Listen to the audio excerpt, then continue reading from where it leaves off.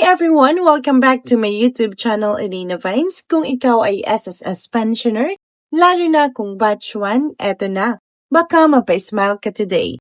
Dahil pag-uusapan natin kung kailan papasok ang pensyon para sa February 2026.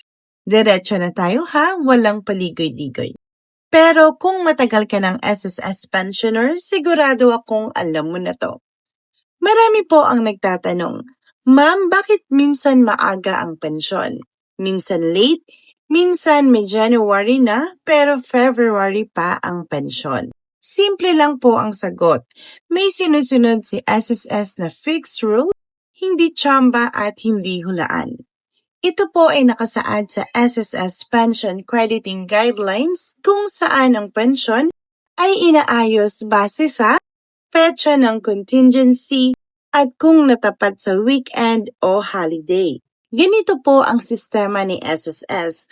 Unang grupo, batch 1. May contingency mula ika-1 hanggang ika-15 at karaniwang pumapasok tuwing unang araw ng buwan. At ang ikalawang grupo or batch 2, may contingency mula ika-16 hanggang ika-31. Karaniwang pumapasok tuwing ika-16 ng buwan. Kapag ang petsa ay tumapad sa Saturday, Sunday o holiday, automatic po itong ina-adjust ng mas maaga. Ngayon, tingnan natin ang sitwasyon sa February 2026. Ang unang araw ng February ay Sunday at ang araw bago nito ay Saturday. Ibig sabihin, walang banking transaction sa dalawang araw na iyan. Kaya ang pensyon ng mga kabilang sa unang grupo ay papasok sa huling working day bago ang weekend.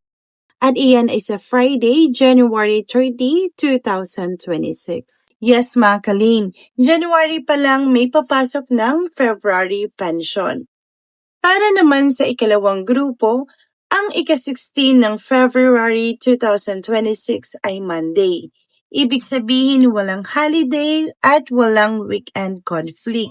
Kaya ang pensyon ng batch 2 ay papasok pa rin sa regular date. Ito ay February 16, 2026. Ibig sabihin wala pong adjustment, normal processing lamang. Ngayon, ito po ang ating important reminder. Napakahalaga nito ha. Kahit may petsa tayong binabanggit, hindi po ibig sabihin sabay-sabay ang credit. Bakit? Dahil ang final posting ay nakadepende sa bangko kung saan pumapasok ang inyong pensyon. May bangko na mas maaga, may bangko na same day o minsan may bangko din na gabi na. At may mga bangko rin na umaabot ng ilang oras o minsan next banking day na. Kaya wag po agad kabahan kung hindi pa pumasok agad. At tungkol naman po sa increase para malinaw po sa lahat, sa February 2026, wala pong bagong pension increase. Kung magkano po ang natanggap ninyo noong huling adjustment, iyon pa rin ang matatanggap ninyo sa buwang ito. Ang susunod na adjustment ay nakatakda sa September 2026. Maliban na lang kung may bagong anunsyo ang SSS. Kaya kung ikaw ay bagong pensioner, welcome na welcome ka dito sa ating channel. At kung matagal ka na dito, maraming salamat sa tiwala. Make sure na nakasubscribe ka para updated ka palagi sa mga pension schedules, announcements, at malinaw na paliwanag. Walang fake news, walang pananakot. Maraming salamat sa panonood mga kalin. God bless po sa inyong lahat.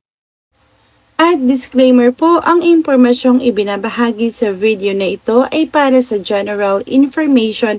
At disclaimer po, ang impormasyong ibinabahagi sa video na ito ay para sa general information purposes only. Ito ay base sa public guidelines, announcements, at personal explanation ng content creator. Ang petsa ng pag-credit ng pensyon ay maaaring magbago depende sa bangko, processing time, at internal system ng SSS. Ang channel na ito ay hindi opisyal na kinakatawan ng Social Security System. Para sa pinaka-accurate at updated na impormasyon, ugaliing mag-check sa official na website at verified pages ng SSS.